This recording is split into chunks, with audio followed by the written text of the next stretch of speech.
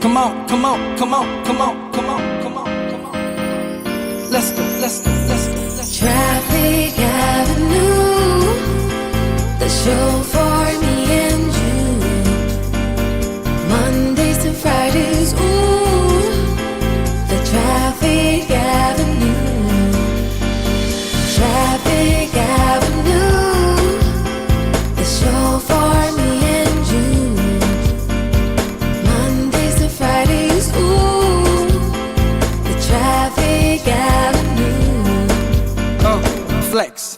Buckle up and join the best. Let's succeed, relieve your stress. So yes, let the music soothe your soul and keep it going just to refresh. Buckle and enjoy the ride from 2 to the half of the 5. Mondays to Fridays happening live. What we gon' have a ball, you can text your guys. Let me tell you what you really gotta do. You can count on us, we come through. We got everything you need, that's true. Are you ready for the Traffic Avenue? Let me tell you what you really gotta do. You can count on us, we come through. We got everything you need, that's true. An applause for the Traffic Avenue. 95, 96, 97.3 City FM. It doesn't get any better than that. Detailed news, unparalleled coverage. City News on 97.3 FM. Eyewitness News. Be there as it happens. City News.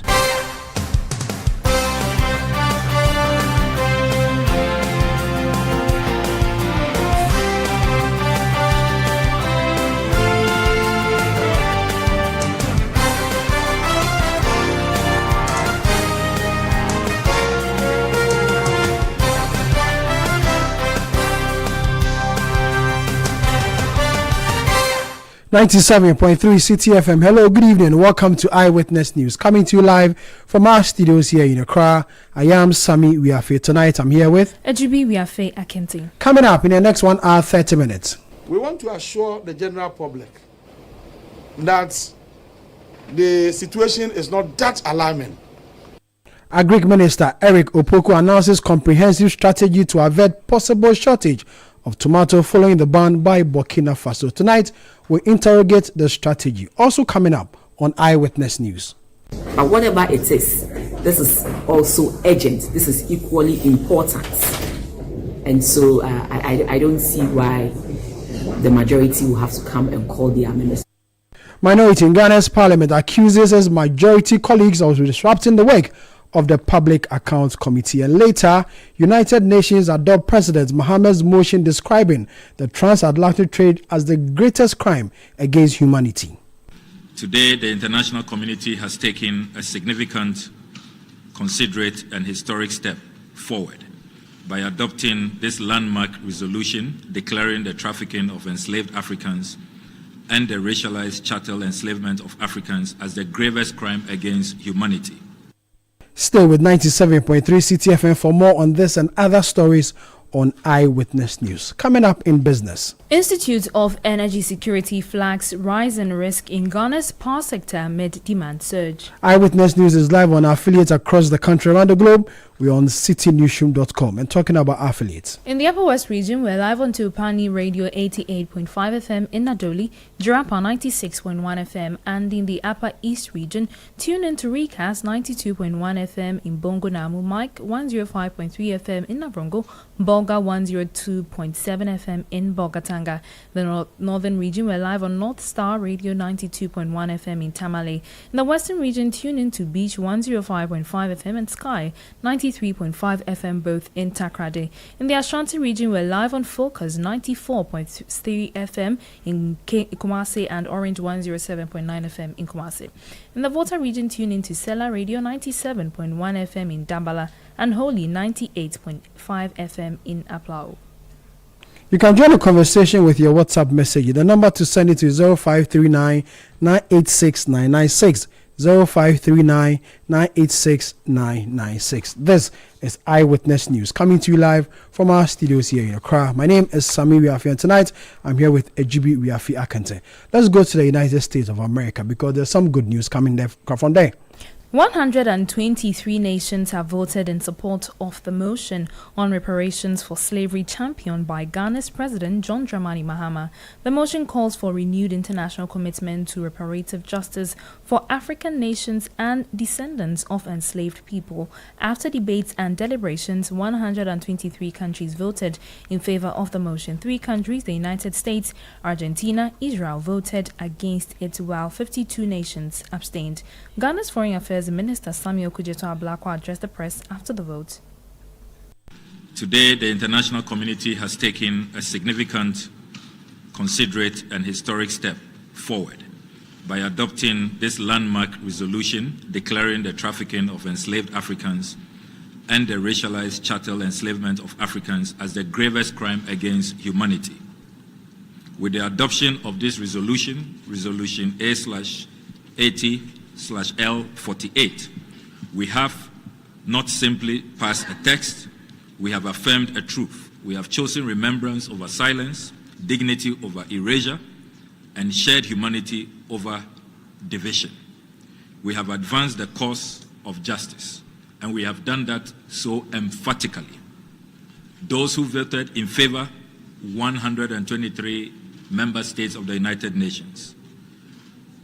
52 abstained, and only 3 voted against. This is an emphatic victory for justice, and our ancestors, Africans, and all people of African descent are today honored that our humanity and our dignity have been restored. Let me, on behalf of the African Group, express our profound appreciation to all member states who supported this resolution. We wish to thank those who engaged in its consideration in a spirit of dialogue, reflection, and good faith. We acknowledge that views differed during this process, and we note the positions taken by delegations that were not in a position to support the resolution at this time. The adoption of this text is not an arrival at a destination, but rather a major step in our ongoing journey and collective conversation for reparatory justice. We remain committed to continued engagement with all member states in the shared spirit of cooperation. Yesterday, His Excellency, the President of the Republic of Ghana, who initiated this landmark resolution, talked about the importance of language, how it shapes our understanding of the past and our vision for the future. Today, through this resolution, the world has spoken with clarity and truth. We have affirmed that the trafficking of enslaved Africans and their racialized chattel enslavement is the gravest crime against humanity, a crime whose scale, structure, and enduring consequences demand recognition at the highest level of our shared global conscience, so that we can move forward in healing and in prevent fracture and enduring consequences demand recognition at the highest level of our shared global conscience, so that we can move forward in healing and in preventing such a crime from ever happening again. This resolution is not about apportioning blame across generations or nations. It is not about reopening old wounds. It is about ensuring that those wounds are neither forgotten nor denied. It is about creating space for truth, for education, and for a more honest global conversation that allows us to move forward together with greater understanding. History, as we know, is rarely simple. It is layered, it is complex, and at times uncomfortable. This resolution does not deny that complexity. It does not ignore the many dimensions of historical experience. Rather, it recognizes that even within complexity, there are moments in history that stand apart, moments defined by their scale, their systemization, and their impact on humanity. To acknowledge this is not to diminish any other history. It is to deepen our collective moral awareness. What we have achieved today helps all of us in our renewed commitment to remembrance, so that future generations inherit truth, not silence, to education, so that history is taught with honesty and integrity, to dialogue, so that differences in perspective become opportunities for understanding, and to cooperation, so that we address the enduring legacies of history in ways that unite rather than divide. The resolution also opens the door for continued global engagement on reparatory justice, not as a narrow or transactional concept, but as a broader framework for healing, restoration, and partnership. It also calls for further actions within our respective states. We therefore urge every member state to consider carefully the actions it must take to ensure inclusive and good faith dialogue on reparatory justice. The work of justice does not end with remembrance. The racialized systems that adversely shaped our world must yield to a system that does not distinguish between our common humanity, and which seeks for the interests of all peoples in a fair, just, and equitable manner. Let me conclude with this reflection. We cannot change history, but we can change how we remember it. And in doing so, we can change what we carry forward. Today, the world has chosen to remember with purpose, justice, and equity. Let that purpose guide us toward a future that is more just, more inclusive, and more profoundly human. You heard Minister for Foreign Affairs Samuel Kujeto Ablakwa. Let's get some education on this particular issue and go to the phone line and speak to Dr. Nana Yaomeku. He's an international relations analyst to speak to on this matter. Doc, good evening. Thank you very much for your time. To have 123 countries endorse such a motion, that is huge. But for the ordinary Ghanaian on the street, what exactly does this mean? Well, I think this is historic.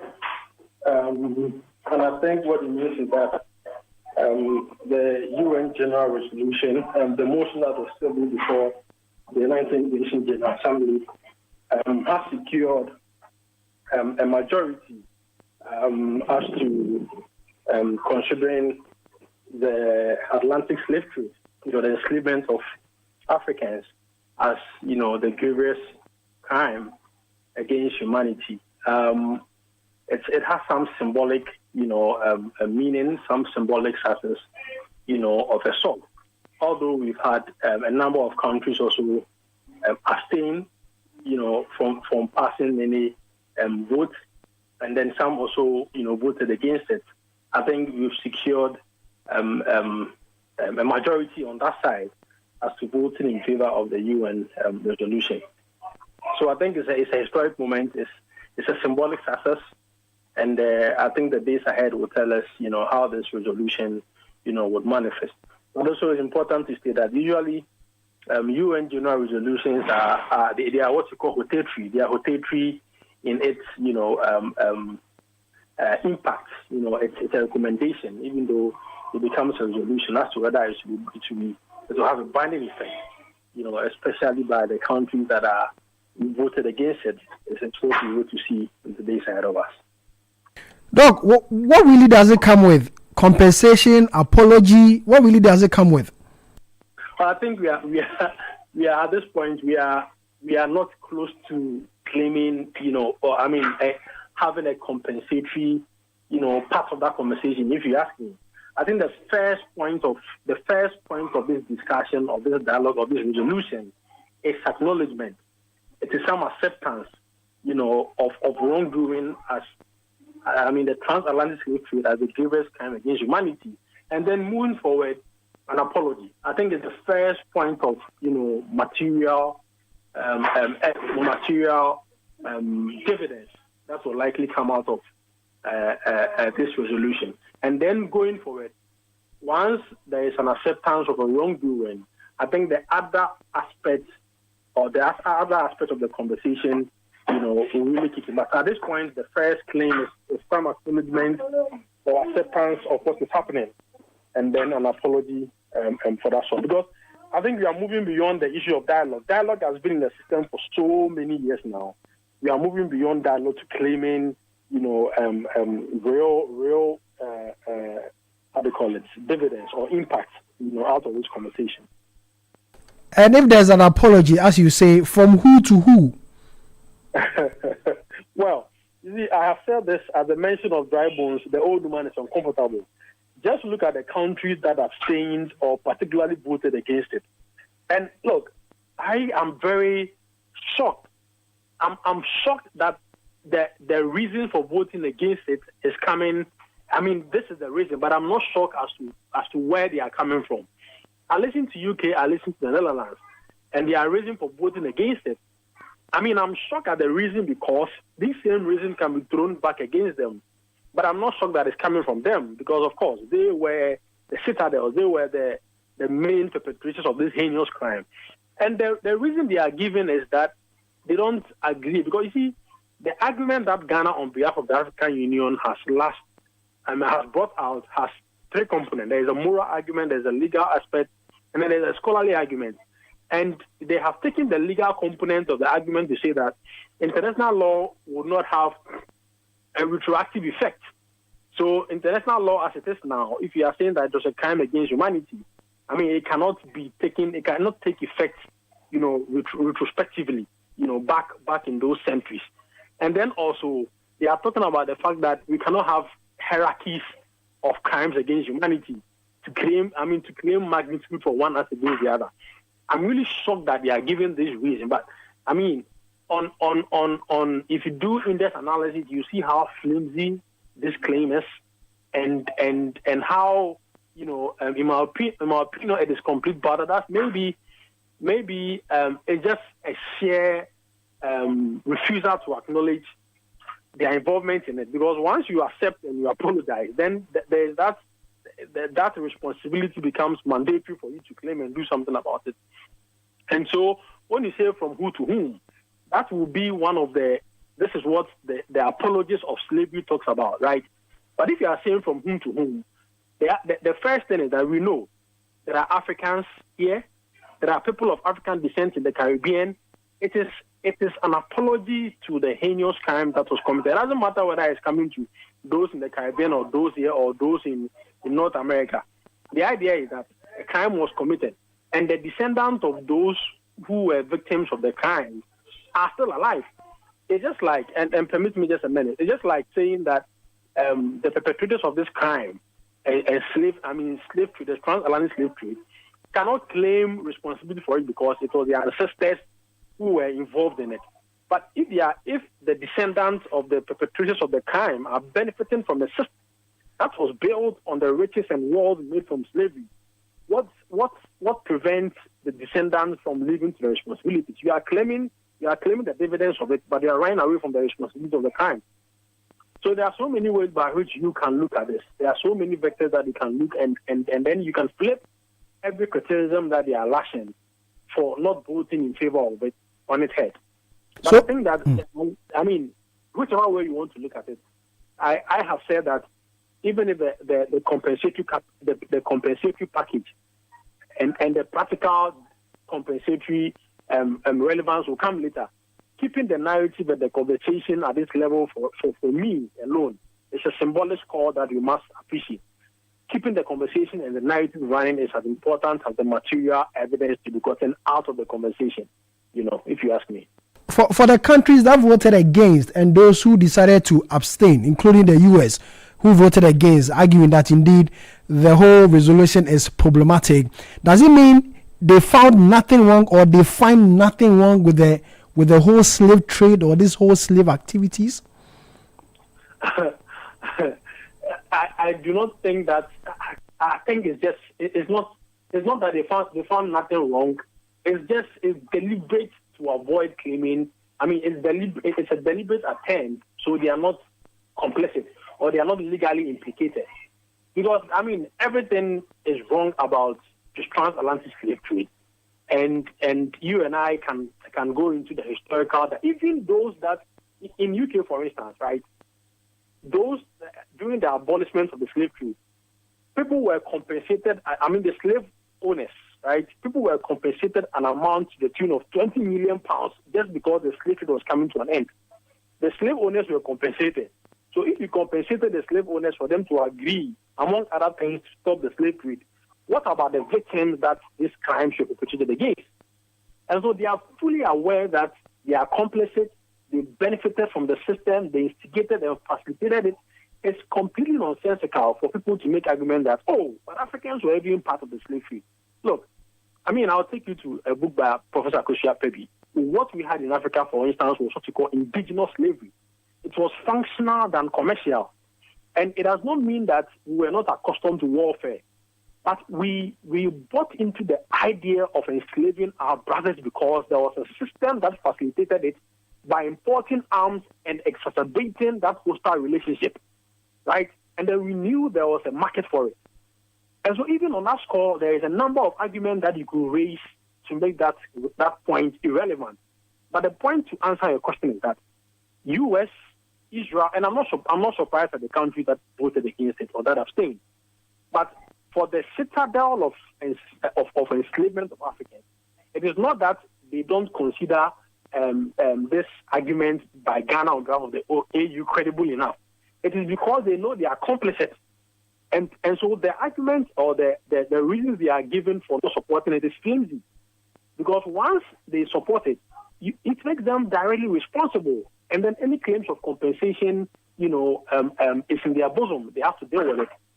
So it is just a way of avoiding their complicity legally, and other aspects, if you ask me. They are very much aware of it, but just so they are not compelled to be directly responsible by a UN binding resolution. I'm not surprised they are behaving this way. Doc, as always, thank you very much for your time.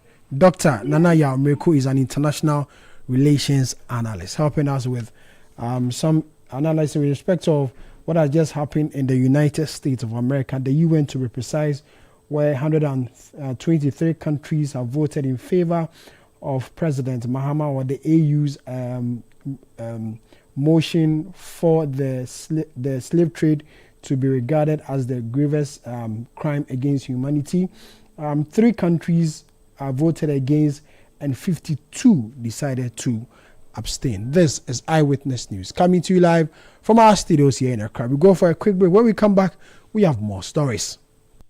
Eyewitness News. Be there as it happens. Oh, jump on now. Go. Gugomi, at what time will you come back where I don't hear the sound of your car? Why you buy new car? No, I don't change my car. It be the same right. It be the fuel way I change. Way one shouts it. Ever since I started using the all-new Excellium Premium Fuel, fortified with 3-in-1 action. Oh, Joe, now my car they run like electric car. No, it's so. This is the type of fuel where they want to. Because now engine they cost. Where they want for way if I buy it, it go protect my engine. And with the small way I buy, I'll go drive, sir. Absolutely. It's like strapping a turbocharger to your engine and giving it a protector. And what they bust my mindset be the 3-in-1 action, no? Excellium they prevent up to 99% of deposit. It be anti-wear, some be anti-corrosion. Won't pay when I open there. Hey, so where can I find this magical fuel? Just head over to any Total Energy service station and your car will thank you. Hey, they make a finish my gobe fast, then rush go Total Energies. My friend, but why your hand my gobe inside? I give you info. Make a fill the gobe too small. Go. Excellium is designed to protect your car engine, decrease fuel consumption, and lower CO2 emissions. Don't say fuel, say Excellium. Choose Excellium, choose quality. Kuma has always dreamt of commanding his own military forces. Attention! Eyes right, stand at ease. Because that dream is still a vision in progress, he spends his time commanding his money with the EcoBank mobile app. Operation Supplier Payment. Dispatch 1,000 units of currency from Accra to Benin. Move! Sometimes he wants a little extra control so that he can buy only what he needs. Command Center mobile app. Activate virtual card protocol and initiate payment for sneakers and t-shirts. Abort mission for leather coat payment. Even when the general is fast asleep, his standing order marches out to sort his bills. With the EcoBank mobile app, you can command your money to make safe transactions in Ghana and across 33 African countries. Download the EcoBank mobile app on the Play or App Store today. By the left, about turn. EcoBank, the Pan-African Bank. EcoBank will never call or send an SMS asking for your PIN, OTP, bank card, or Ghana card details.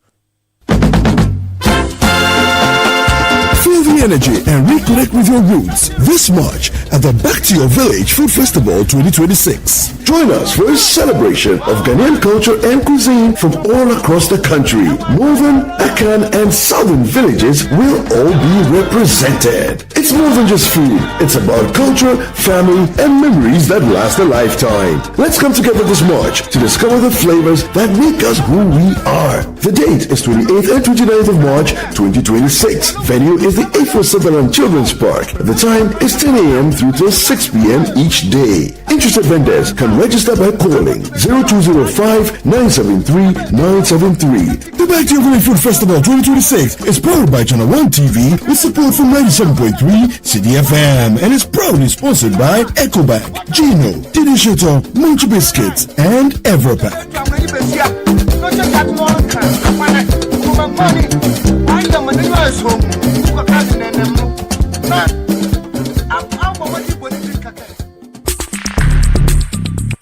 Let your voice be heard on Eyewitness News on Facebook at facebook.com/Citi97.3, Twitter at twitter.com/Citi973, and Instagram at instagram.com/Citi973 with the hashtag Eyewitness News.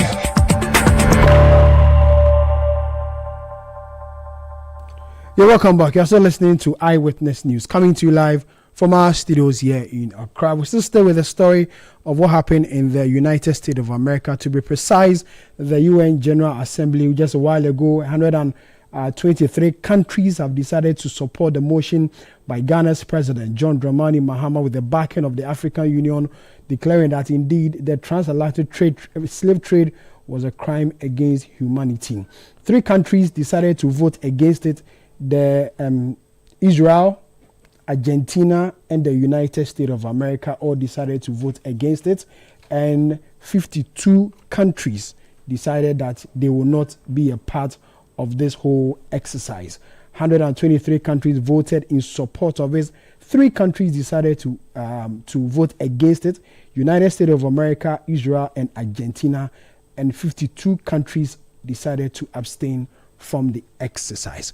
This is Eyewitness News, coming to you live from our studios here in Accra. Let's go to the Minister of Agri, because he's been announcing some comprehensive measures to deal with a possible shortage of tomato in the country. Jubi, what was he saying? The Minister for Food and Agriculture, Eric Opoku, has allayed fears of a looming tomato shortage despite a ban on the export of tomatoes by Burkina Faso. Addressing journalists in Accra, Mr. Opoku assured the public that adequate measures are in place to meet national demand. So if you want to solve the problem, it is not about increasing the size of the land under cultivation. It is about developing the variety that will maximize the output for you and creating the atmosphere to ensure that indeed you maximize your output. So then again, we also realize that in Ghana here, post-harvest losses is around 30%. So all the tomato that is produced here, 30% go waste.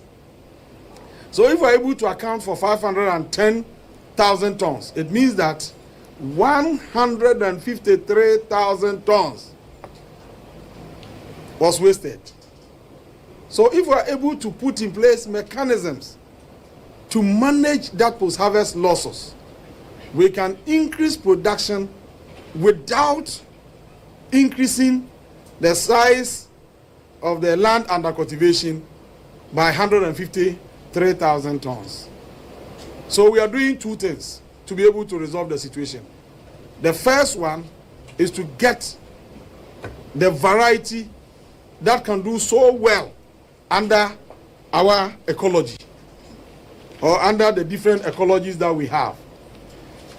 And to be able to deal with this, we invited WACI of Legon, and they have agreed to coordinate all the other research agencies to produce for us that variety that can give us the yield that we are looking at. And so the Ministry of Food and Agriculture has agreed with WACI to do the coordination. And the assurance is that within the few months ahead of us, they will be able to get us the seed variety that will be able to give us the output that we want to see. In fact, we estimated that if nothing at all, we can get about 15 metric tons per hectare. when all the other factors are in place. Then, regarding post-harvest losses, you know, when we assumed office, we launched the Vegetable Development Project. This project was launched by His Excellency, the President of the Republic of Ghana, some months ago. You had the Minister for Food and Agriculture, Eric Opoku. Let's go to the phone line and interrogate this particular strategy as announced by the Minister of Agri. Anthony Morrison is the CEO of the Chamber of Agribusiness. They issued a statement a few days ago urging government to come out with a strategy to help address the situation. Now, the Agri Minister addressed a press conference rolling out what government is doing to avert a possible shortage of the commodity here in Ghana. Anthony, good evening. Thank you very much for your time. The Agri Minister says there's no cause for alarm. Government is rolling out some strategies to ensure that we are not found wanting as far as tomato is concerned. I'm sure you listened to the press conference, your initial reaction. Well, Tommy, thank you very much, and very good evening to your cherished listeners. Yes, the Chamber was actually at the press conference, and we listened attentively to the Minister.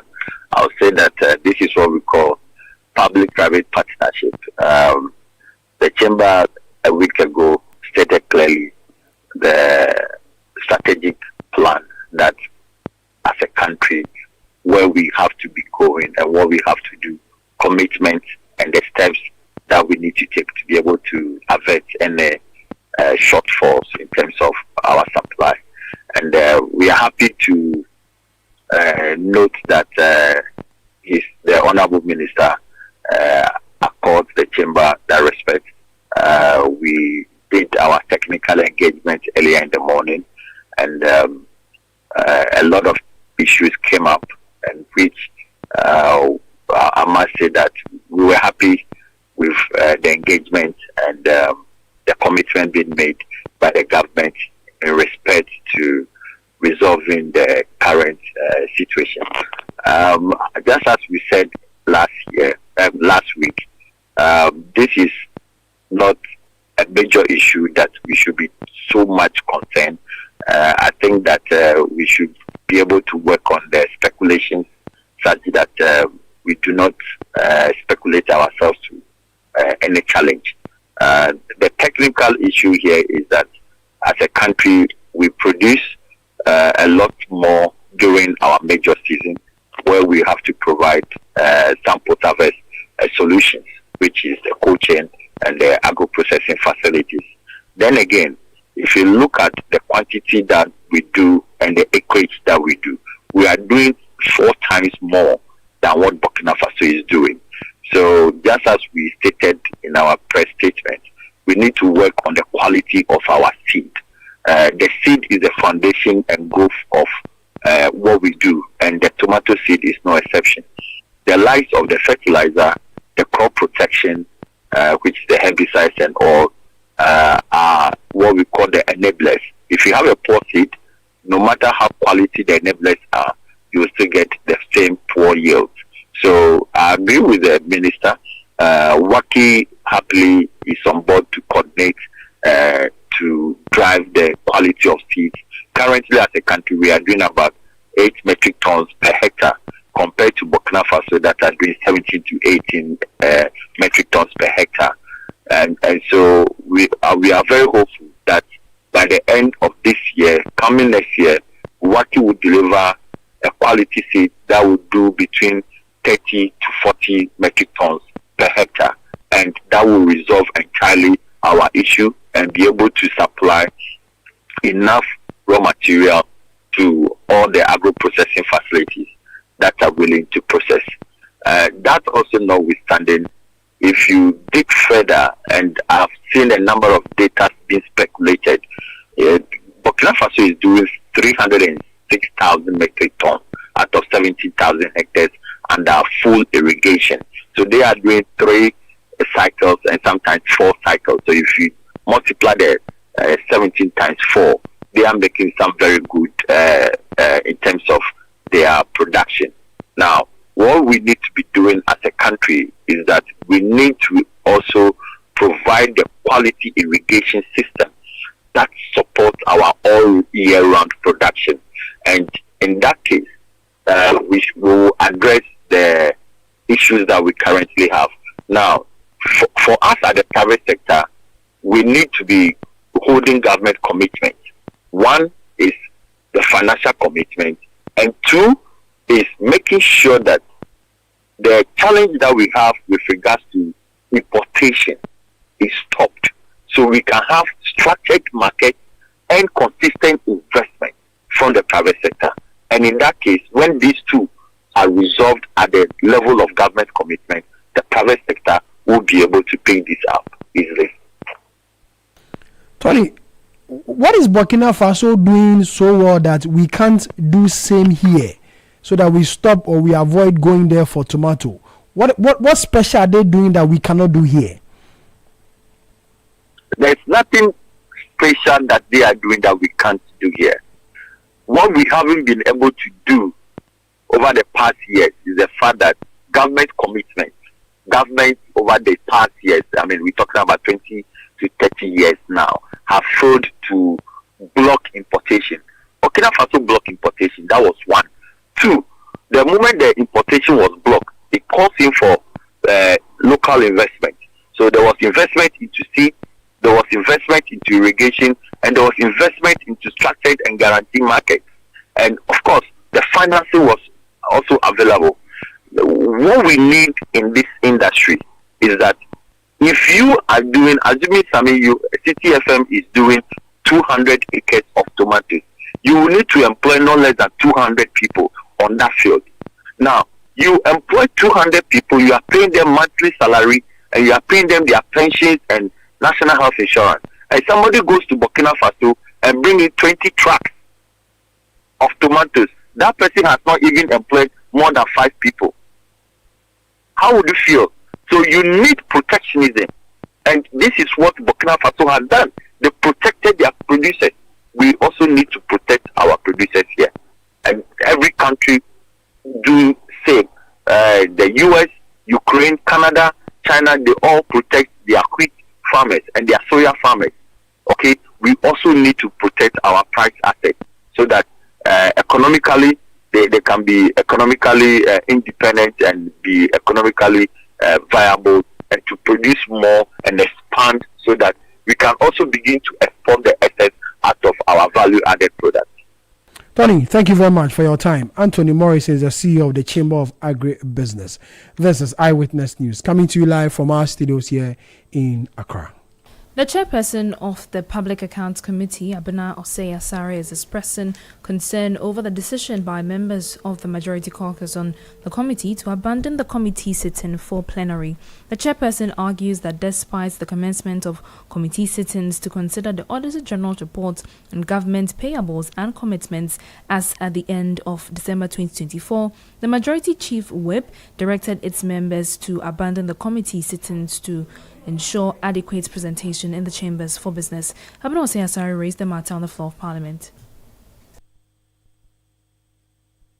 On the special audit was referred to the Public Accounts Committee, and we were given some time frame within which we have to work and then bring back our findings. We began today. It was advertised, and we began today at 9 o'clock. Around 11:15, one of the whips from the majority side walked in and said we'll have to excuse their members. Without their members, because one, if we don't have an available ranking, we cannot continue with the proceedings. So today we had to halt it and ask member invitees to leave and then come back at another time. So I want to seek your indulgence. What is the way forward? One, since it's been referred to us. Two, we have been given some time frame to do this. And three, we called invitees. They were all seated and waiting for their turn. So I'll need your guidance on this. You have the chairperson of the Public Accounts Committee, Abena Osei-Asare. In response, the Majority Chief Whip, Roxanne Nelson Dafamepo, says committee sittings are negatively impacting on representation in the chamber, hence the need to suspend sittings until Friday. The impression that we are not interested in the committee's work is not accurate. We met yesterday and took a decision that because of the heavy nature of business for plenary, committee activities should be suspended till Friday, so that after Friday, the committees can sit. Indeed, we even suggested that after adjournment, the committees can work. Or alternatively, if the committees can sit from 8 a.m. to 10 a.m., because plenary starts from 10, then those options were open. But if you fix committee activities that clashes with plenary, the time for plenary, it's hurting our numbers, because they are the same people who may raise issues of quorum. So, please. So, Mr. Speaker, the Public Accounts Committee, by all means, have the time to do their work. And they have a time frame within which to present the report back to plenary. And that has not been affected in any way. Roxy Nelson Dafamepo is the Majority Chief Whip and MP for South Dai. Let's get some reaction on there and speak to Davis Ansah Opoku. He's the Vice Chairperson of the Public Accounts Committee of Parliament. Davis, good evening. Thank you very much for your time. The Majority Chief Whip believes that the sittings of the Public Accounts Committee is disrupting the work of Parliament, the chamber itself proper. And so he had advised that committee meetings should be before sitting of the House or after. Was this not communicated to the Public Accounts Committee of Parliament as well? Good evening, Sammy. I would say that we did not receive any such communication from anybody in leadership. Of course, this meeting of the Public Accounts was advertised. Yes, I can understand if the committee meetings are distracting the numbers or their want of word, including business in the plenary. But you see, this is a special audit report that was presented or commissioned by the state. I mean, the government or the president through the Minister of Finance commissioned this special audit report. Mr. Opoku, we are struggling to hear you. I'll be glad if you can, speak up a bit. Yes. Is it okay now? It's better now. Yes, I'm saying that this is a committee, or this is a report that was commissioned by His Excellency the President to the Minister for Finance, of course, to audit some payments that came to their attention and to see how best we can plug certain loopholes or prevent some not too needed payments. And if you look at the report in itself, clearly you could see that there's been a lot of revelations, and the attention that the state gives to, or the Ministry of Finance gives to this report requires that we sit and submit this report in the 2 weeks that was given to the committee. And so to suggest that because business at the plenary is being affected, and for that matter, your members should not go to any other committee but come to the chamber, for me, does not hold water, especially when you have the numbers. You have 189 members of parliament belonging to your side. I mean, if 18 out of this number sits on the public accounts on a critical national issue, that, I mean, the state is saying close to about 9.52 billion is involved. I felt that they should have attached a bit of importance to this. But like it happened on the floor today, they have suggested that the committee sits after Friday. And the interesting thing is that we started sitting at about 9:17 today, and we were near finishing with the Ministry of Agriculture when the Deputy Whip came in and instructed the side not to participate in the meeting. And mind you, in this instance, it is chaired by a ranking member who is a member of the majority side. So our hands were tied. I mean, we had no option than to allow the sitting to go today. And hopefully on Monday, we'll resume to scrutinize and also to find out why some of these infractions happen under audit. So David, does it mean if the majority members are not available, sitting cannot go on. Is that it? No, you see, the new standing orders of Parliament, when the Public Accounts Committee is sitting, the Public Accounts Committee is chaired by a member of the opposition. But if the Public Accounts is considering a report that happened during the period for the chairperson's tenure, for instance, let's take Abdullah Sassari, who was a minister or who belongs to the MPP. If a report that borders on the tenure of the MPP is brought to the Public Accounts Committee, then she has to relinquish that role of chairing that particular meeting to the ranking, who will be a member of the majority or the current government. I mean, these are checks and balances that we have put into our standing orders to ensure some bit of transparency and openness in how Parliament operates. So it is how the standing order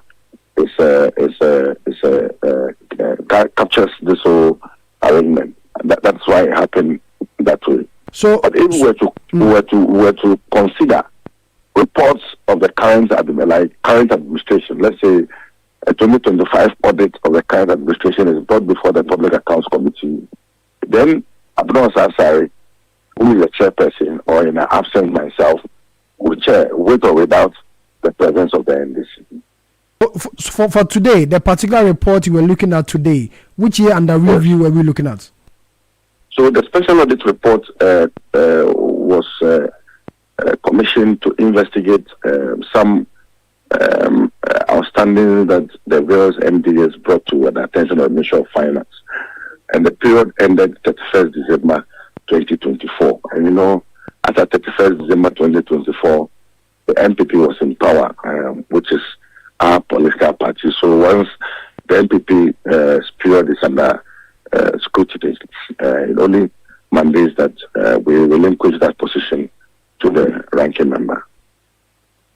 Okay, Davis, thank you very much for your time. Davis Ansah Opoku is the Vice Chairperson of the Public Accounts Committee of Parliament. This is Eyewitness News, coming to you live from our studios here in Accra. We'll go for a quick break. When we come back, we have more stories. Eyewitness News. Be there as it happens.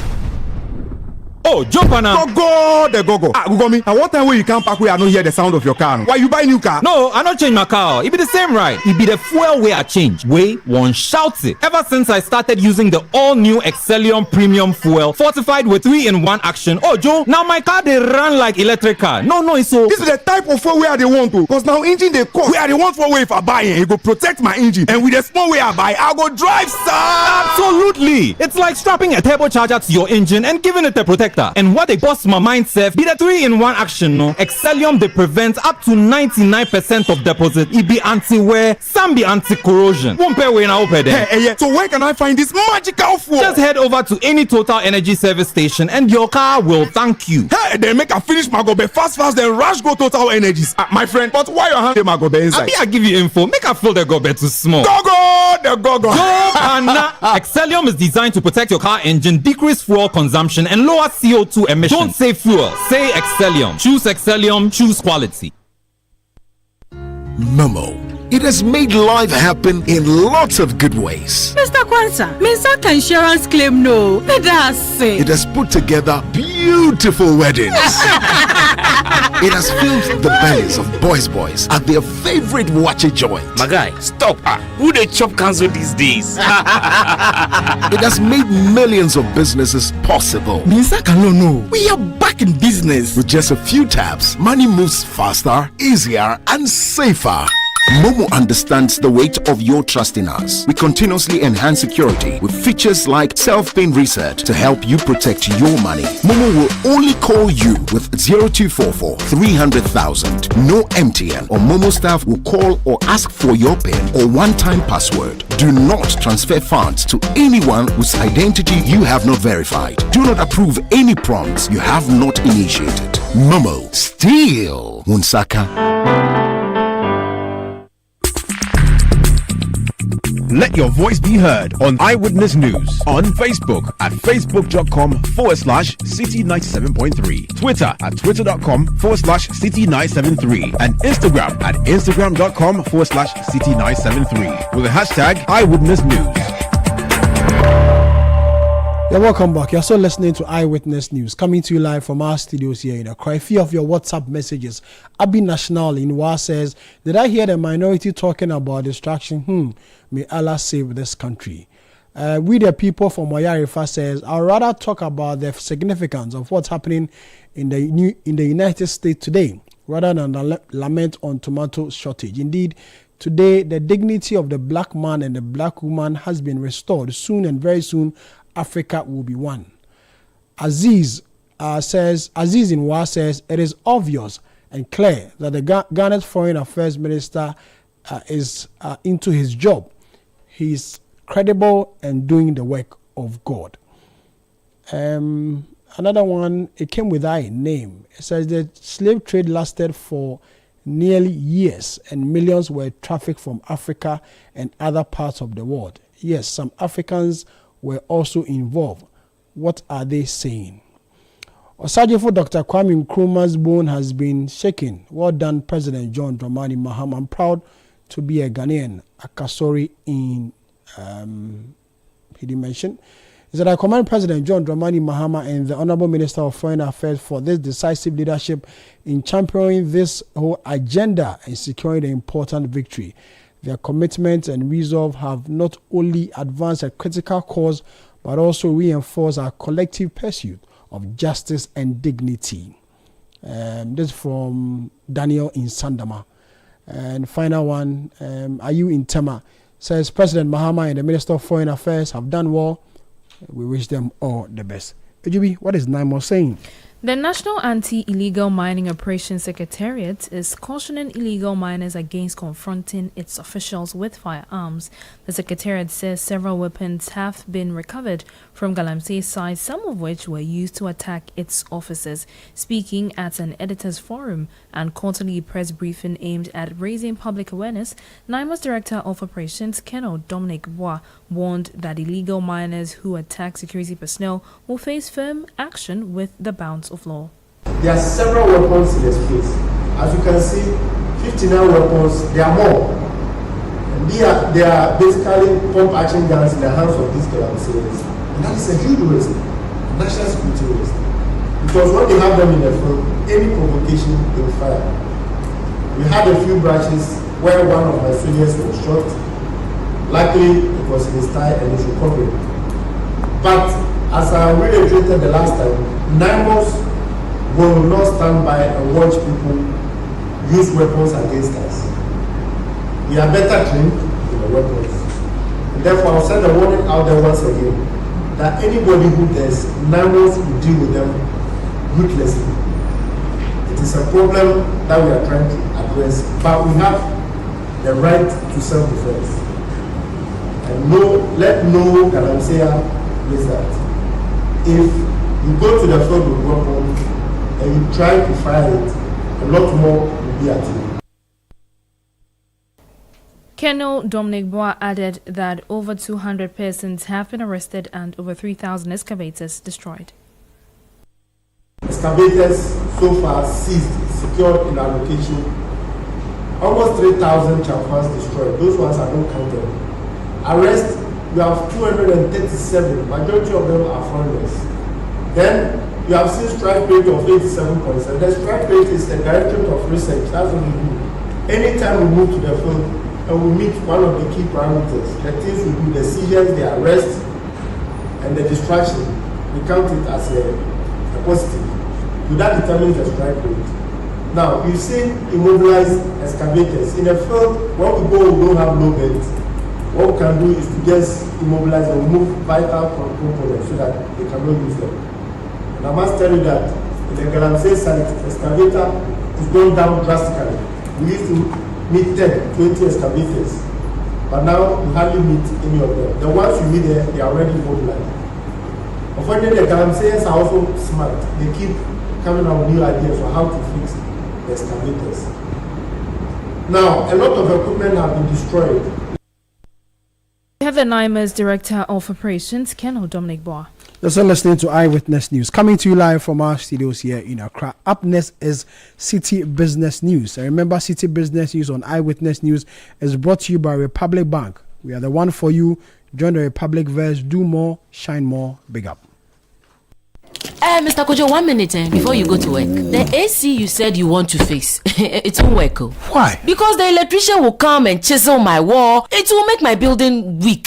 Wait, is that a puppy? No animals in my house, oh. Kojo knows all the challenges about renting. That was his reality until he discovered Republic Bank. With Republic Bank's flexible mortgage solutions, you can move from tenant to homeowner quickly.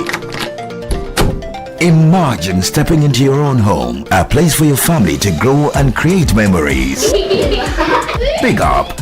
Join the Republic Verse. Republic Bank, we're the one for you. Get the details. Every significant financial transaction, every market movement, and all the policies that affect your business. Citi Business News. Be informed. Time now for Citi Business News on Eyewitness News. I am Jubi Biafe Akentin. Let's settle for the details. Ghana's power sector is edging into a higher risk zone as rising electricity demand continues to outstrip critical investments in transmission infrastructure. This is according to an analysis by the Institute for Energy Security, IES. The warning comes as peak demand shows growing economic activity and increased consumption across households and industry. There's more in the following report. The think tank cautions that this progress has not been matched by corresponding upgrades in the transmission network, thereby creating structural vulnerabilities within the power system. The system is increasingly characterized by congested transmission corridors, rising technical losses, overloaded infrastructure, and aging obsolete equipment, all of which collectively pose a direct threat to grid stability, system reliability, and the inefficiency of power delivery. With demand now exceeding 4,280 megawatts, Ghana's power system is now entering a higher risk zone for supply shortfalls if capacity expansion lag behind demand growth. IES says without timely capacity expansion and targeted grid modernization, Ghana could face an elevated risk of power supply shortfalls, particularly during peak demand periods. These persistent inefficiencies in the power sector could increase operational costs for businesses, undermine industrial productivity, and slow the pace of economic growth, which is why there is an urgent need for coordinated investment strategies and regulatory reforms to revamp the resilience of Ghana's energy infrastructure. In its 5 proposals to mitigate the risks, the Institute urged government, regulators, and development partners to prioritize transmission network reinforcement as a matter of national strategic importance. Sheba Araba Benin with that news desk report. Away from that, government has reaffirmed its commitment to partnering the Ghana Export-Import Bank, the private sector and development partners to drive export-led growth and industrial transformation. Deputy Minister for Trade, Agribusiness and Industry, Samson Ahi, made the remarks while delivering the keynote address at the Exim Bank at 10 International Conference. He urged stakeholders to ensure that deliberations at the conference translate into concrete, actionable outcomes to support Ghana's exports development agenda. I also want to draw attention to 2 parts of the program that can make this conference more real. First, the MOU signing session. That is where intentions becomes commitment. Second, the exhibition and showcase. That is where we see what the Ghanaian enterprise is producing and what it can become with the right support. As the sector ministry, with oversight responsibility for Ghana Exim Bank, the Ministry of Trade, Agribusiness and Industry remain committed to working closely with the bank, partner institutions, and the private sector to deepen export-led growth and industrial transformation. Our expectation is clear that this conference will help shape a stronger Ghana Exim for the next phase, and through that, a stronger Ghanaian export economy for the next decade. Deputy Minister for Trade, Agribusiness and Industry Samson Ahi, meanwhile, board member of the bank, Robert Akati Adamu, is advocating for a coordinated network of DFIs working alongside governments, the private sector and international partners to scale solutions across markets. Better data can improve credit assessment, monitor projects in real time, and strengthen accountability, both to regulators and to the citizens whose futures DFIs are mandated to advance. Fourthly, deeper regional and institutional partnerships. No single DFI can finance Africa's transformation alone, but networks of DFIs working with governments, the private sector, and international partners can align standards, co-develop pipelines, and scale solutions across markets. This is especially relevant for expanding intra-African trade and building value chains that make our economies more competitive. You had board member of the Ghana Export-Import Bank, Robert Akati Adamu. Now, a tax analyst at PwC, Aisha Ibe, has called for a shift from increasing female representation to advancing meaningful workplace equity. Speaking to the media on the sidelines of an ACCA International Women's Day event themed Making Equity a Reality in a Changed World, she noted that while progress has been made in hiring more women, greater focus is needed on retention and leadership advancement. I believe that equity, as I said, comes with a tangible responsibility, and we all have a part to play, so we have to take action now. I don't think we fared well enough. We fared well in hiring more women, but I don't think we fared well enough in empowering them, teaching them, helping them grow, sponsoring them. So sponsorship is different from mentorship. Mentioning their name in the rooms that matter and giving them the opportunity to prove themselves at very high level, visible projects. Attention has got to do with the fact that equity is not about, it's not the same as equality. It's looking at everybody's circumstances and being able to support them. Maternity leave should not be an issue. An organization is not. You're able to go and come back and continue. So being able to support women through these challenging points, because it's challenging for some people, but also assuring them that when they come back, they do have something to come back to. You had a tax partner at PwC, Aisha Ibe. Now, the Chartered Institute of Bankers says banks are broadly aligned with the Bank of Ghana on the need for a cautious easing of interest rates despite growing optimism about Ghana's economic outlook. On the sidelines of the CIB Ghana Policy Seminar Roundtable discussion post-MPC, the Institute revealed that a pre-MPC survey conducted across the banking sector showed strong expectations for a gradual reduction in the policy rates. Robert Jatto is CEO of the Chartered Institute of Bankers.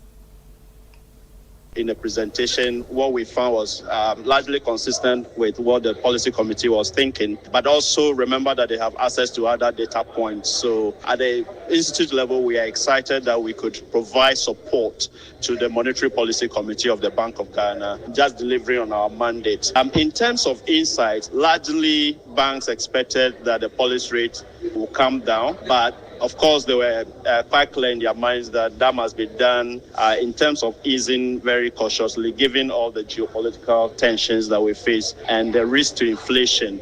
Interestingly, there's also the view that the Citi, in terms of outlook, will remain fairly stable, and there's quite some confidence in the macroeconomic environment and also the work of the Monetary Policy Committee. And for us, that's quite exciting.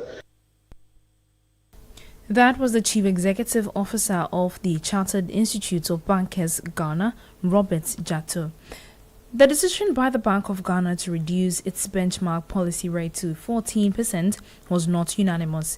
Details from the March 2026 MPC meeting show that 5 of 6 members voted to cut the policy rate by 150 basis points, while 1 member opted to maintain the rate at 15.5% over concerns about emerging external risks. Here is more. The majority justified the rate cut on the back of a sharp decline in inflation, improving macroeconomic conditions, and strengthened external buffers. In the assessment, monetary policy remained tight in real terms, providing room for a calibrated reduction to support private sector credit growth and sustain the economic recovery.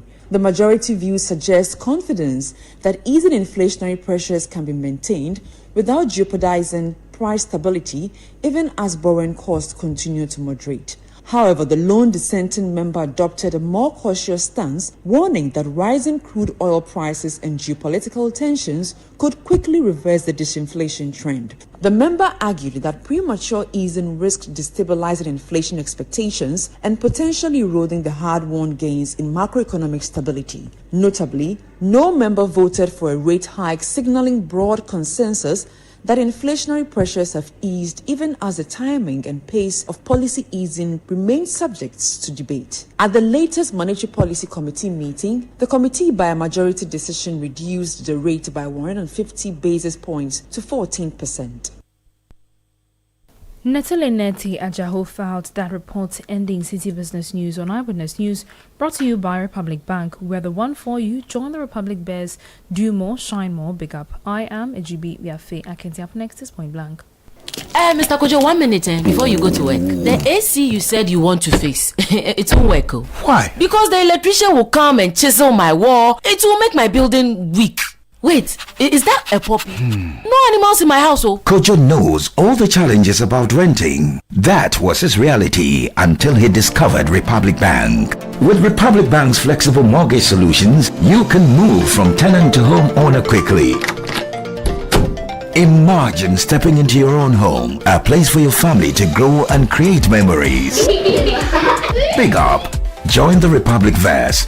Republic Bank, we're the one for you.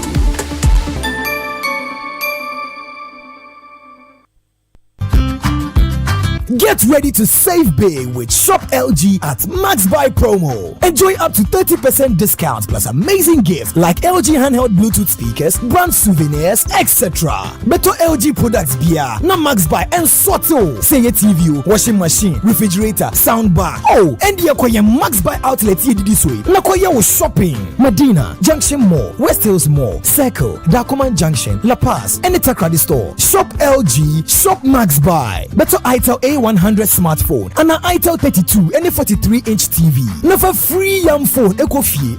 What's here? Call 054-401-9552 or visit maxbuy.com.gh.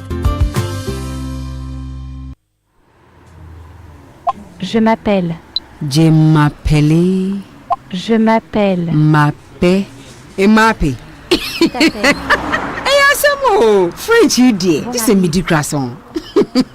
Meet Aja. She makes sobolo in a small shop in Kaswa. She's going places with MTN Ejumapa. Now, she's learning French kakra to teach her francophone customers indigenous recipes. Watashi no namae wa. Watashi no na. My boy. Whoa. She's learning Japanese too? Watash. What? If you're a woman with a small business, join MTN Ejumapa today by dialing *5060# and enjoy 150 megabytes data, a lifestyle bundle for social media, free MTN to MTN calls every Monday, and an insurance cover. You will also gain access to expert training, discounts on digital tools, and financial support to grow the business of your dreams. Terms and conditions apply. MTN. Energy and reconnect with your roots this March at the Back to Your Village Food Festival 2026. Join us for a celebration of Ghanaian culture and cuisine from all across the country. Northern, Akan, and Southern villages will all be represented. It's more than just food. It's about culture, family, and memories that last a lifetime. Let's come together this March to discover the flavors that make us who we are. The date is 28th and 29th of March 2026. Venue is the for Sutherland Children's Park. The time is 10 a.m. through till 6 p.m. each day. Interested vendors can register by calling 0205-973-973. The Back to Your Village Food Festival 2026 is powered by Channel 1 TV with support from 97.3 Citi FM and is proudly sponsored by Ecobank, Gino, Didi Shuttle, Munch Biscuits, and Everpack.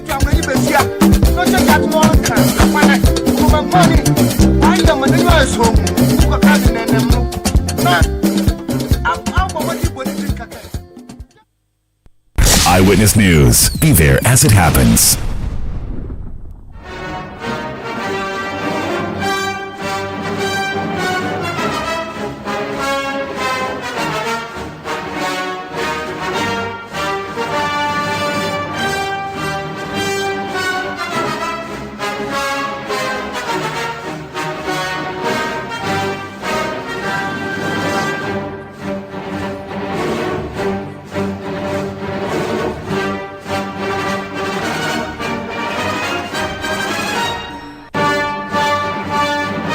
You're welcome back. You're still listening to Eyewitness News.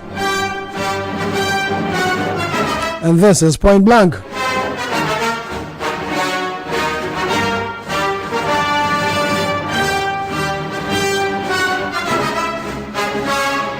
On Point Blank tonight, we go to the Ministry of Agric. And the Minister, Eric Opoku, today addressed the press conference on reports of a possible shortage of tomato. It comes on the back of a decision by authorities in Burkina Faso to ban the importation of the commodity. Eric Opoku addressed the press conference where he announced a government comprehensive strategy to avert a possible shortage of tomato. Let's go to the Agric Ministry and hear the Agric Minister. Production. Our total production is always low. So if you want to solve the problem, it is not about increasing the size of the land under cultivation. It is about developing the variety that will maximize the output for you and creating the atmosphere to ensure that indeed you maximize your output. So then again, we also realize that in Ghana here, post-harvest losses is around 30%. So all the tomato that is produced here, 30% go waste. So if we're able to account for 510,000 tons, it means that 153,000 tons was wasted. So if we're able to put in place mechanisms to manage that post-harvest losses, we can increase production without increasing the size of the land under cultivation by 153,000 tons. So we are doing two things to be able to resolve the situation. The first one is to get the variety that can do so well under our ecology or under the different ecologies that we have. And to be able to deal with this, we invited WACI of Legon, and they have agreed to coordinate all the other research agencies to produce for us that variety that can give us the yield that we are looking at. And so the Ministry of Food and Agriculture has agreed with WACI to do the coordination. And the assurance is that within the few months ahead of us, they will be able to get us the seed variety that will be able to give us the output that we want to see. In fact, we estimated that if nothing at all, we can get about 15 metric tons per hectare when all the other factors are in place. Then, regarding post-harvest losses, you know, when we assumed office, we launched the Vegetable Development Project. This project was launched by His Excellency, the President of the Republic of Ghana, some months ago. It was launched in the Ahafo region. And this project is anchored on three specific pillars. The first one is the seed, getting the farmers the right seed with all the other inputs, the fertilizers and other things. And then the second one is irrigation, that will provide irrigation infrastructure to ensure all year-round production.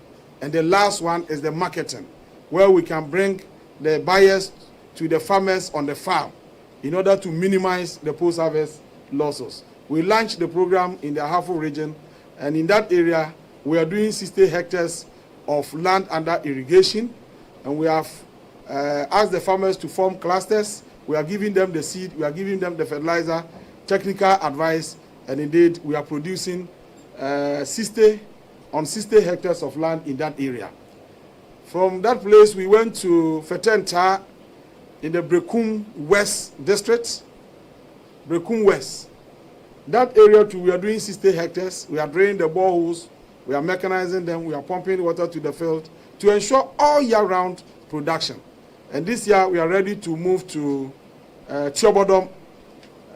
Procurement processes are almost complete, and very soon we'll get the contractors to move to site. In the 5 northern regions, we are drilling 250 boreholes. 250 boreholes to provide irrigation for the production of vegetables, especially tomatoes. Then this morning, we have also done some arrangements. We spoke to management of the Tono irrigation system. And the Tono irrigation system has been fully refurbished. As we speak, it is making available 2,400 hectares of land. But because the farmers were not getting buyers for their tomatoes, they shifted from the production of tomatoes to the production of rice. So we spoke to them this morning, and they have agreed to make available 500 hectares for the cultivation of tomatoes immediately. In fact, they requested for a buyer, the assurance that they can have a buyer who will be ready to buy as soon as it is produced. We introduced a buyer to them, and they have agreed to work together. So immediately they are moving into the production of tomatoes. In Akumadai, we check our irrigation system there, and we are also getting 100 hectares from Akumadai for the production of tomatoes. They also ask of buyers. We introduce the buyers to them, and they are mobilizing to start production immediately. And so looking at all the interventions that we are putting in place, and the fact that we want to procure and distribute 13 metric tons of improved varieties of tomato seeds. And then again, we are procuring and distributing nationwide 69,000 metric tons of fertilizers. We also want to, and so now they have decided to scale up. We introduced farm mates to work with them. And indeed, they've been working with farm mates. So the assurance we have from these groups, who were carefully selected from all the regions, is that they will increase their production and then work on 40,000 hectares of land. Then FarmMate has also established a processing center around Legon Bypass area. That center is serving as a farmers market where people can go and buy fresh tomatoes. And there's a processing plant attached. And this is in partnership with the Ministry of Food and Agriculture. Now what they are doing is that they are producing what we call puree, which is different from the paste, the tomato paste that we see or we normally see in our markets. The puree is just the grinding tomato. The tomato that is packaged, you can keep it for more than a year. So even if you go to the market and you don't get the fresh tomato, we have that type available at that point. And in collaboration with the ministry, we made a farm of 200 acres. And the harvesting is ready next week. So right from next week, we are harvesting from that farm straight to the market. So people can just go to that Legon bypass and buy tomato. So this issue of shortage is not going to happen anywhere. We are putting in place adequate mechanisms to ensure that we even produce above the national demand. Then again, you notice that when we launched the Feed Ghana program, we advocated that every Ghanaian should take advantage of the fertile soil we have in Ghana here and have a backyard garden. I think this is the most appropriate time for us to intensify the campaign. That tomato can be grown in our homes. So wherever you are, please have a small garden in your house where you can harvest your own tomato, organic tomato, to supplement, the feeding of the house. That will reduce the cost of feeding the house and then help you to make some savings for other things. Some people have their gardens, others do not have. Wherever you are, whether in the media, or the minister, or whoever, the chief director, everybody must have a garden. What we have decided to do is that we are going to supply seeds to the secondary schools who are working with us under the Feed Ghana program. We have registered 413 schools. All these schools must also go into tomato production, at least for them to feed themselves on campus. That will also reduce the demand because they are able to produce to feed themselves at that level.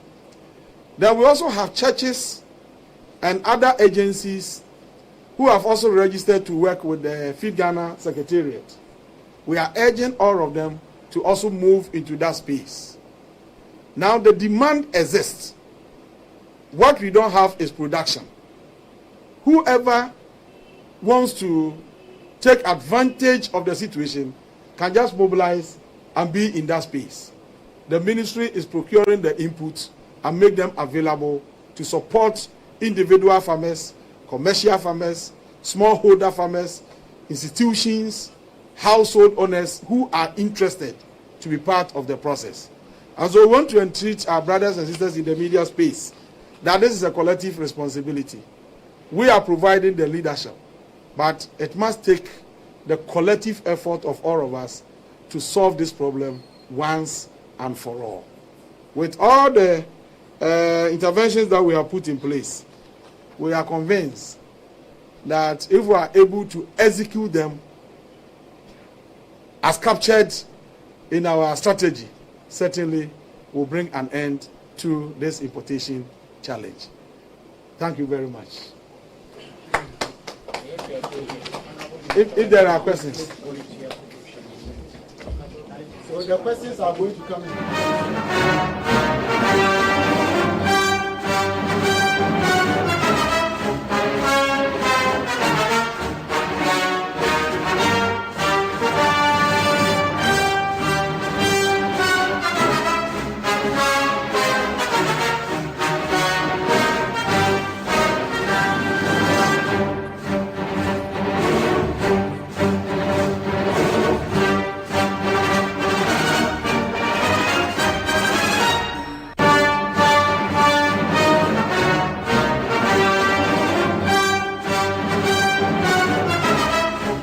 Minister of Agric Eric Opoko addressing the press conference earlier today.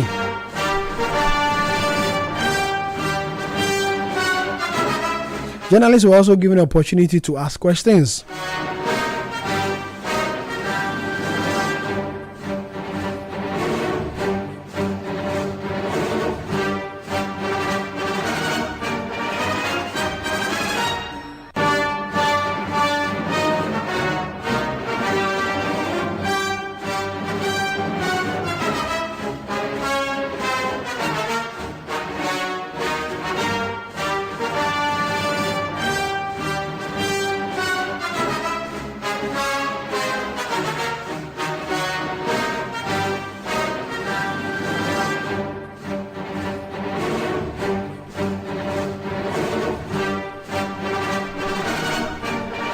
The Minister of Agric addressing journalists in the country today in respect of recent developments on the possible shortage of tomato in the country.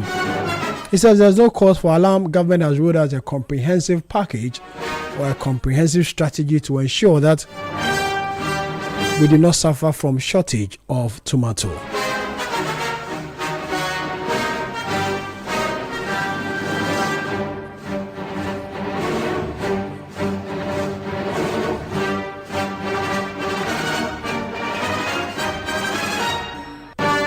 From the Agric Ministry, we go to the United States of America because something significant happened there today. 123 countries supported a motion by Ghana's President, John Dramani Mahama, on behalf of the AU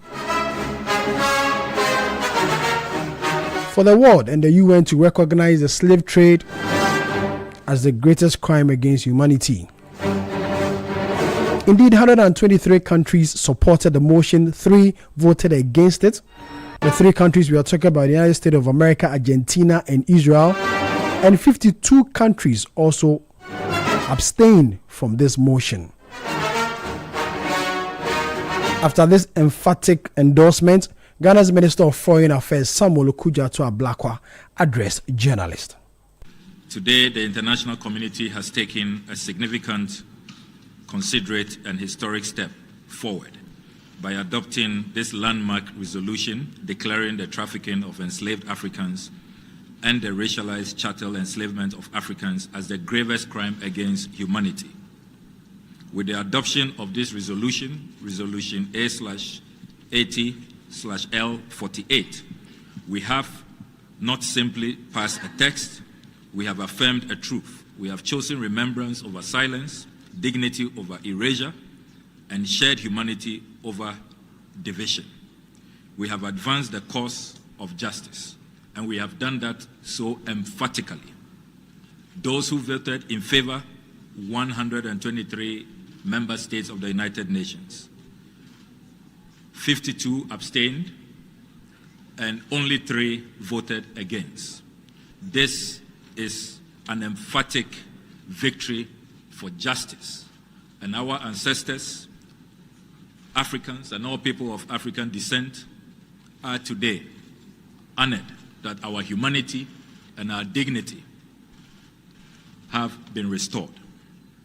Let me, on behalf of the African Group, express our profound appreciation to all member states who supported this resolution. We wish to thank those who engaged in its consideration in a spirit of dialogue, reflection, and good faith. We acknowledge that views differed during this process, and we note the positions taken by delegations that were not in a position to support the resolution at this time. The adoption of this text is not an arrival at a destination, but rather a major step in our ongoing journey and collective conversation for reparatory justice. We remain committed to continued engagement with all member states in the shared spirit of cooperation. Yesterday, His Excellency, the President of the Republic of Ghana, who initiated this landmark resolution, talked about the importance of language, how it shapes our understanding of the past and our vision for the future. Today, through this resolution, the world has spoken with clarity and truth. We have affirmed that the trafficking of enslaved Africans and their racialized chattel enslavement is the gravest crime against humanity, a crime whose scale, structure, and enduring consequences demand recognition at the highest level of our shared global conscience, so that we can move forward in healing and in prevent fracture and enduring consequences demand recognition at the highest level of our shared global conscience, so that we can move forward in healing and in preventing such a crime from ever happening again. This resolution is not about apportioning blame across generations or nations. It is not about reopening old wounds. It is about ensuring that those wounds are neither forgotten nor denied. It is about creating space for truth, for education, and for a more honest global conversation that allows us to move forward together with greater understanding. History, as we know, is rarely simple. It is layered, it is complex, and at times uncomfortable. This resolution does not deny that complexity. It does not ignore the many dimensions of historical experience. Rather, it recognizes that even within complexity, there are moments in history that stand apart, moments defined by their scale, their systemization, and their impact on humanity. To acknowledge this is not to diminish any other history. It is to deepen our collective moral awareness.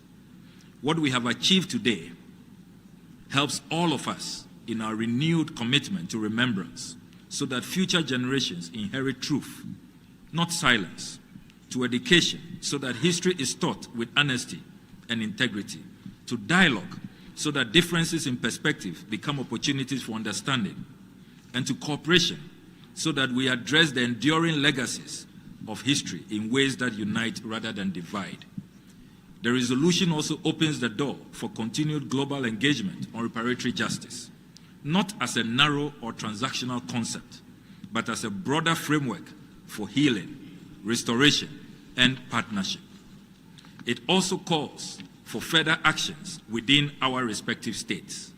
We therefore urge every member state to consider carefully the actions it must take to ensure inclusive and good faith dialogue on reparatory justice. The work of justice does not end with remembrance. The racialized systems that adversely shaped our world must yield to a system that does not distinguish between our common humanity, and which seeks for the interests of all peoples in a fair, just, and equitable manner. Let me conclude with this reflection. We cannot change history, but we can change how we remember it.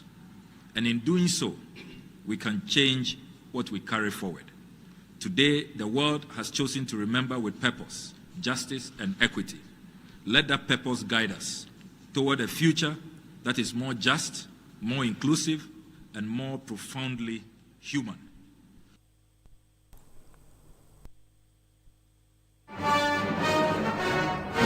Ghana's Minister of Foreign Affairs Samuel Okudzeto Ablakwa, speaking in New York, to be precise, United Nations, where he addressed journalists after the UN decided to adopt President John Dramani Mahama on behalf of the AU a motion to consider slave trade as its greatest sin against humanity. And that's how we draw the curtains on today's edition of Eyewitness News. That came to you live from our studios here in Accra. My name is Sami Uyafe. Earlier you heard a GB Uyafe Kente show produced by Beverly London, Kwabena Wilson, and Juliana Odami with technical assistance from Desmond Nyako. So we come your way again tomorrow. May the good Lord be with us all.